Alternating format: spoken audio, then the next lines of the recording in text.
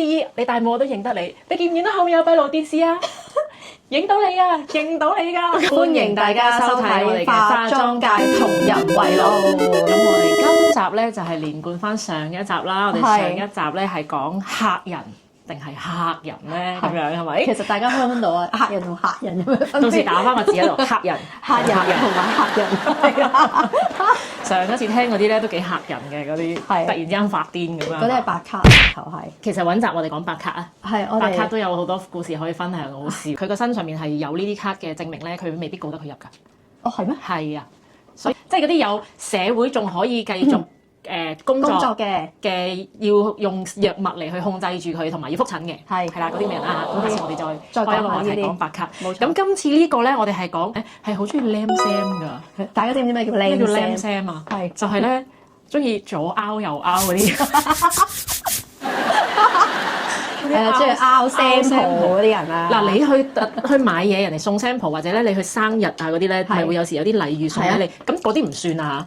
哦，嗰啲唔係拗嘅，嗰啲係送俾你。嗰啲係真係送俾你嘅，即係譬如你話我攞一張換領券過嚟換領，我覺得嗰啲唔係拗嘅，嗰啲真係人哋你話你送㗎嘛，咁我攞呢張嘢嚟。所以唔好誤會啊！係啦，唔係嗰啲唔係嘅，係啦，真係咧係拗嘅時候咧，嗰個情況係可以拗到這世界邊端嗰啲嚟嘅。盡頭啊！冇錯啦，冇錯啦。咁所以今日咧，我哋嗰個聽完之後咧，都真係好嘆為觀止，簡直係啦。咁啊其實大家有冇諗過，原來呢啲拗 sample 嘅客人咧，有分個人經營同埋集團式經營拗下先，有啲係自拗嘅，有啲自拗嘅，有啲一齊拗嘅，群體拗嘅，群拗嗰啲叫做係啊，群拗係啊。首先排隊鬥，香港真係好中意排隊啦。其實香港人食嘢又排隊啦，總之有着數嘅就去排隊啦，或者係名店啦，以前好中意排隊啦。係跟住總之唔知排隊係為乜嘅，都要排定先嘅。係啊，係啦。佢哋會喺咧鋪頭未開門嘅時候咧，就已經係拉入咗成條隊喺出邊㗎啦。冇錯。其實跟住咧，啲商場保安咧，其實一早咧就要幫佢哋咧圍晒欄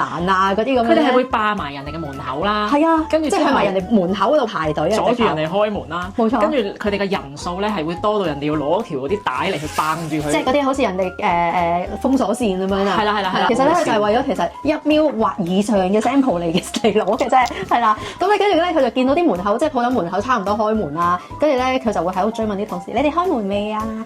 攞得未啊？嗰啲咁樣係啦。甚至乎咧試過咧聽到就係其他品牌都試過就係你可唔可以快少少？我趕住翻工。咁人哋唔係你啊？係啊，喂，人哋都係啱開門啫。咁你趕住翻工唔關我事，咁咪一陣間先過嚟攞咯。咪轉頭先。係啦，咁佢哋又驚派晒，佢又驚蝕底啊，攞唔到啊，燒死！好癲㗎，開工咁樣嘅，好試過呢啲真係排隊黨，跟住會係咁心急嘅。跟住另外呢個咧就係叫做紙媒阿姨啊。紙媒係咩咧？唔係名嚟嘅，係以前嗰個年代咧係中意剪雜誌啦、報紙啊、剪報紙啦，或者咧係 print email。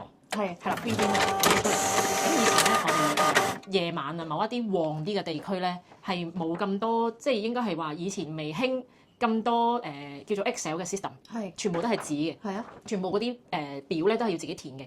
咁我哋咧係可以有咁大沓嘅A4 紙，我哋要數，我哋試過數咧係400幾500張。佢都係全部編出嚟㗎，全部編出嚟嘅。一日裡面係收到400幾500張，淨係呢一款喎，未計雜誌嘅剪報啊嗰啲喎。咁我哋係要數好晒咧，先可以收工嘅。哦，因為你嗰啲 sample 又要計數啦。係啦，因為佢可能每一款咧，佢係講緊送緊唔同嘅 sample， 所以喺呢一個 sample 嘅表咧，你就要寫佢，你今日有幾多個客人咁樣樣咯。咁而嗰個紙媒阿姨咧就好笑嘅，咁啊佢咧就已經係慣犯啦，我哋叫佢做。咁我哋懷疑啦嚇，唔知啦，最終係唔知嘅。嗰個阿姨大概退休年齡啦，係啦，退休年齡啦，紙媒嗰個年代嘅退休年齡，差唔多啦。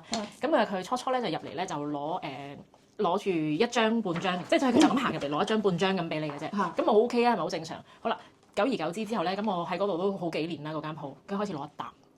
咁嗰沓咧就唔係淨係你個品牌嘅喎，佢係成立。我哋又見到其他唔同嘅大，即係佢喺嗰沓嘢嗰度抄，誒呢個係你哋嘅，佢就成好似抽啤牌㗎嘛，即係咁樣抽，跟住呢張，跟住就唔知嗰張咁就抽出嚟俾你。咁樣俾你嘅，有個 file 入住咁樣。唔係 file，佢係攞住一個咧，以前即係 Sogo 嗰啲好大嗰啲膠袋咧，但係嗰個膠袋咧係已經巢到不堪，就係爛咁樣㗎啦，用到唔知幾多萬次。裡面咧佢攞嗰啲 sample， 佢唔係擺入袋㗎，佢嗰個 sample 袋即係嗰打開個大嘅 Sogo 袋，佢就將個 sample 就咁倒落去咯。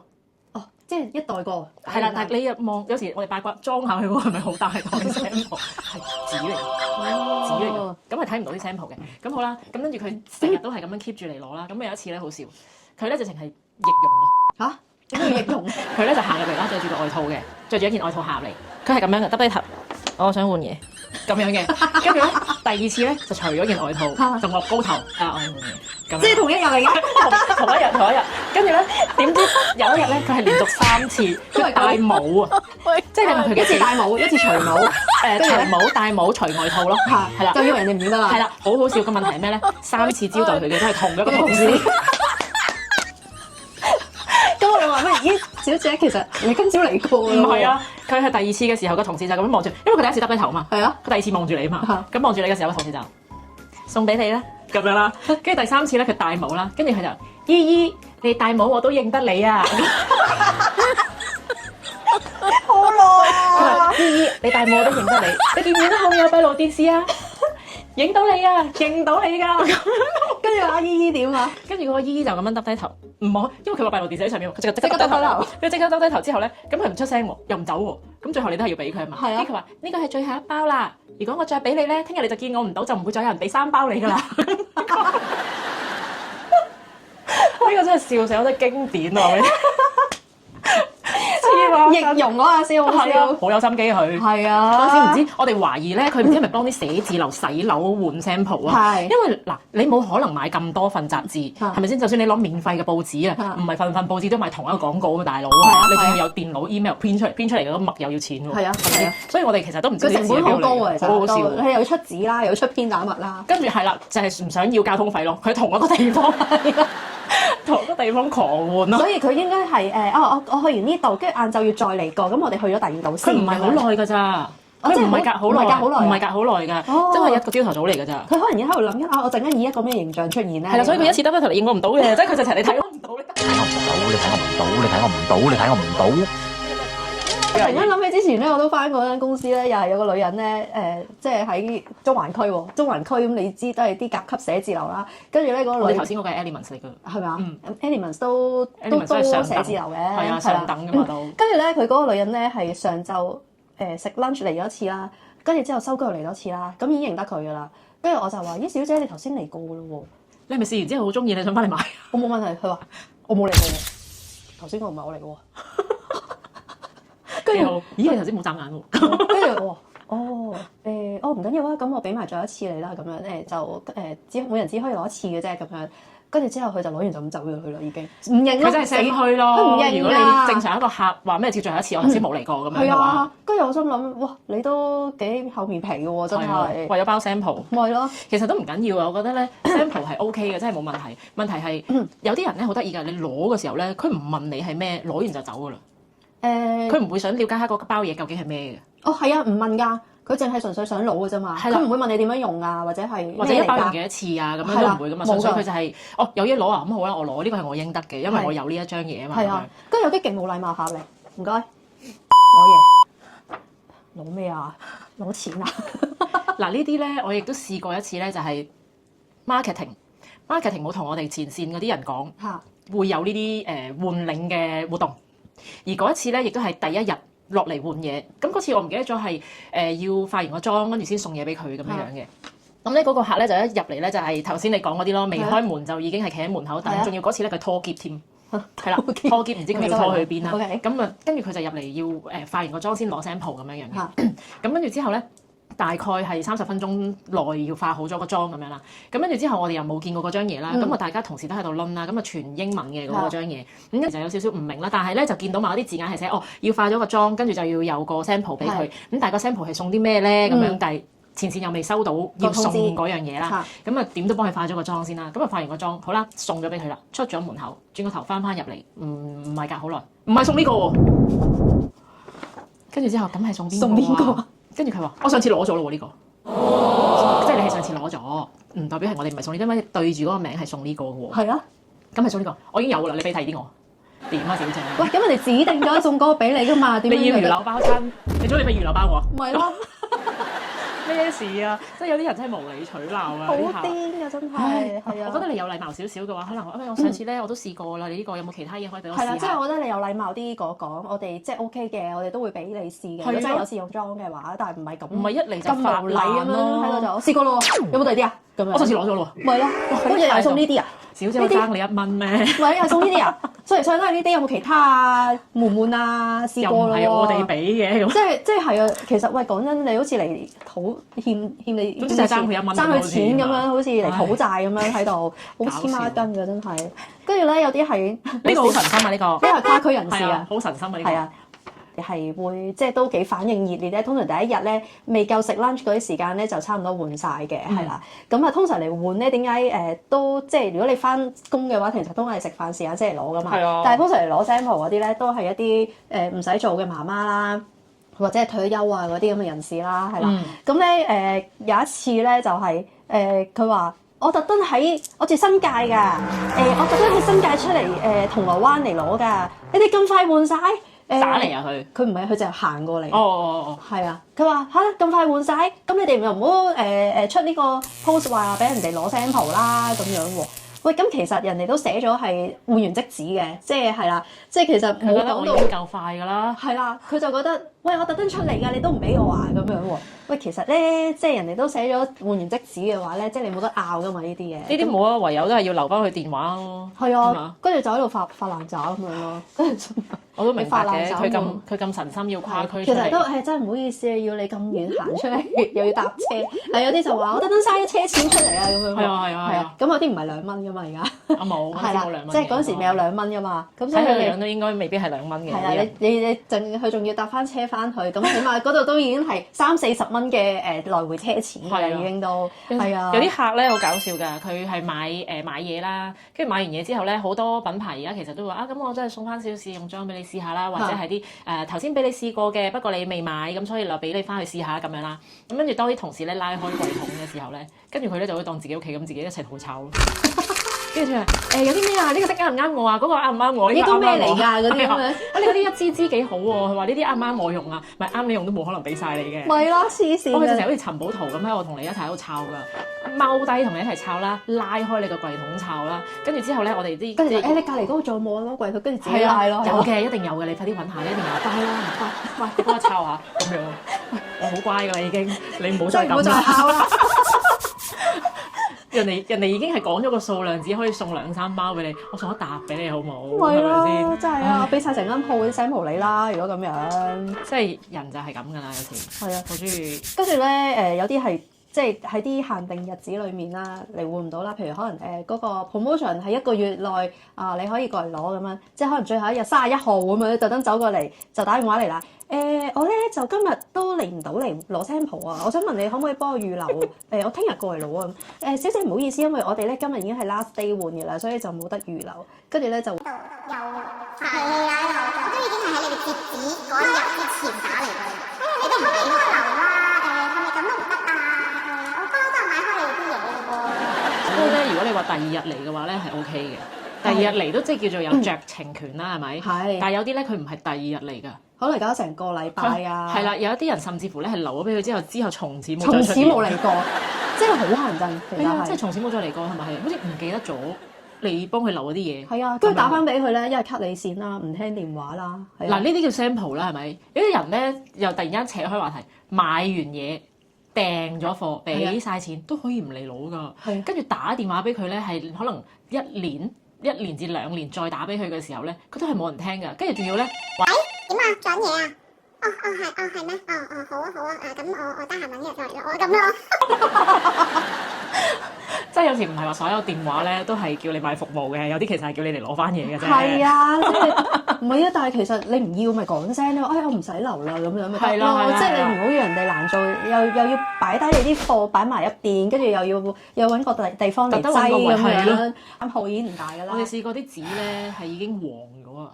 係啊，因為我哋通常會啲機紙啊嘛，係啊，啲機紙錫出嚟嗰啲咧係啲或者甩晒色啊已經。而家你哋去超級市場買嘢嗰啲紙，佢咪會甩色噶嘛？就係嗰啲佢張紙都變咗黃色。有啲係買咗都唔嚟攞嘅，即係俾咗錢啦已經。即係留佢個名嗰張紙係變咗黃色，佢都唔嚟攞咯。係啊，跟住打翻俾佢就好似人間蒸發咗咁樣，唔知去咗邊咁樣。係啊，移咗民咁樣。係啊，跟住咧頭先我話係即係你唔幫佢留啦，跟住咧佢會問你叫咩名啊咁樣，跟住就打去 CS 投訴你咯。投訴你就係、我啊喺你哋截止之前啊，已經打電話去，提早打電話去俾你，你都唔俾我。係啊，你叫咩名？跟住通常啲 CS 咧都會我係唔好意思小姐，或者咁啦你留翻低個資料啦，我哋叫翻同事留翻俾你啦，嗰啲咁樣，即係通常公司嗰啲都係息事寧人嘅。一定要嘅，正常都要嘅，咁咪你又俾人投訴埋啦，真係。係啊，跟住呢個係咩啊？奄尖阿姨，呢個係咩？呢個係我嘅經歷嚟㗎，係咩？係啊，上次我諗起嗰個女人嗰個樣。上次咧，咁我哋就啱啱開張冇耐啦，跟住咧就又搞一個即係派炮谷嘅一個 promotion 咁樣，係炮谷咁。係啦，炮谷同埋俾 sample，咁啊會送一包即係幾 ml 嘅 sample 俾你試咁樣啦，咁啊跟住之後就會送包炮谷俾你啦，擺晒機喺出邊啦，咁啊擺晒炮谷出嚟，咁然後有個阿姐行過就話咁少嘅，幾少啊個分量？其實即係可能一個雪糕筒咁樣咯，哦，嗰個 size 嗰個係送俾佢哋食嘅，送俾佢食嘅，咁少嘅，俾啖你好，你去戲院自己買啦。跟住成班望住嗰個阿姨，哇勁無奈，黐線嘅。即係你如果去一田嗰啲地方嗰度試食嘅時候，人哋將咁大塊嘅嘢切到咁細粒咁細嚿嘅，俾一塊你好唔好？喂，一塊要買嘅喎。真係低能㗎啲人。同埋咧有啲文字啦嚇，文字就係叫做每人只限換一份咁樣啦。係。咁佢哋可以合家歡一齊嚟嘅喎。係。點合家歡咧？我哋試過最刺激咧就係連一個未識講嘢嘅嬰兒，佢推住個 BB 車，佢話你哋呢度斷人頭計㗎嘛，佢呢度都有個人頭啊咁樣。喂，我肚入邊咧都仲有個。但係嗰個睇唔到，你嗰個要換埋。嗰個要超聲波先睇到。要照 X-ray 咁。佢會帶埋啦，老豆老母啦，跟住個仔阿女啦，跟住工人啦，跟住之後就係或者係抱住個手抱嘅 BB 啦。總之係人啦。或者係啦姨媽姑姐啦咁樣，就一個人負責入嚟話俾你聽，佢出邊有一抽人數有幾多個人，叫你行通個數。係啊，跟住你就俾幾包佢。係啊，即係黐線㗎！究竟可以係點樣 out 到去？嗱，呢啲咪就係 out 到去邊際咯。係啊。有啲咧叫佢可能麻煩你要 follow 翻我哋 Facebook 啦或者 IG。係啊係啦。咁你知啲媽媽唔係好識用手機㗎嘛？點撳啊？嚇？咁麻煩嘅。係啦，你就咁俾我得啦。有一啲咧係要斷電話 number 計嘅，因為咧其實呢啲全部都係啲市場 marketing 嘅嘢嚟嘅啫，係咪先？我一卡有2號，跟住呢個又一卡2號，咁係咪全部都可以啊？咁總之係本地嘅電話號碼要打到俾你嘅。就先至為之作準啦，因為要攞你個數據嘛。係啊。咁所以咧，佢啲人話我都有啊，跟住又攞埋個男朋友過嚟，個男朋友咧完全咧，你唔知發生咩事咁樣㗎嘛，好似即係佢完全唔係一個會搽護膚品啦，唔係一個會打扮嘅人啦，跟住入去一個化妝品店嗰度攞一包粉底。係啊，1 ml 嘅啫喎。係啦，攞包粉底嚟試。係啊，跟住之後咧，我哋咧有時咧真係前線嘅人點都會有少少搞笑衰衰地嘅位啦。咁我哋就話先生你想要咩色啊？先生，不如幫你試咗個色先，跟住先你攞啦。跟住個女朋友就會搶嘅，唔使，我個色得㗎啦。咁樣擺明你係要一次過攞2包。跟住有啲可能係有幾部手機啊嘛。等等先，跟住就喺個袋度再攞2部。係啦，跟住再攞出嚟。我要登記埋呢一個，跟住登記完之後，阿媽攞埋你嗰個手機嚟先嗰啲咁樣。笑死人啊！真係。好笑㗎，真係，即係呢個世界係咩人都有喎。咩人都有㗎，不過我覺得佢哋肯用都 OK 嘅，但係有啲咧就知道佢哋係中意攞翻上網賣嘅。係啊，其實即係攞翻上網賣，我覺得。你賺得幾多錢啫？可能1蚊2蚊幾蚊？紙袋都賣到咯。有啲牌子嘅紙袋咧，即係譬如Dior 啊、Chanel 啊呢啲咁樣啦。跟住之後植村秀啦，植村秀嗰啲紙袋咧係唔同款式、大、中、細拍埋一齊影張相，跟住攞上網賣㗎。即係好似儲閃卡咁樣。係啊，即係但係佢唔係限量版㗎喎，嗰個紙袋。即係佢係平時都有用嘅。平時都係用緊嗰個嘅，即係 regular 佢係款嚟㗎喎，嗰個紙袋。咁嗰個紙袋係咪貴過我就咁喺鋪頭買完嘢加1蚊要個袋啊？梗係咯。咁我買嚟做咩啊？儲咯，全新㗎。咁我不如喺鋪頭買啲嘢，或者係全新咯。我就咁買個紙袋喺鋪頭咪得。咁你會唔會俾3蚊人哋買一 set 紙袋？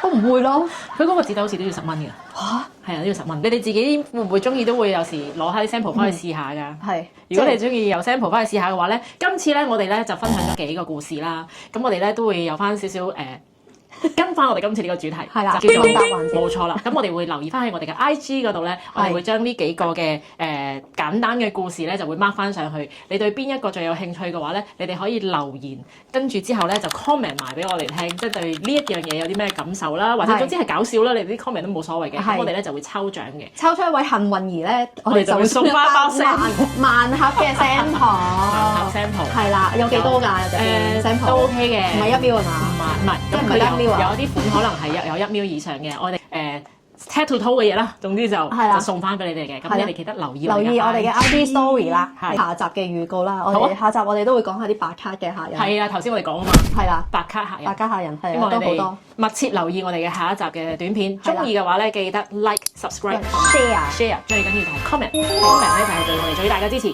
咁啊，好，今次就係咁多，下一次再見啦，拜拜。拜。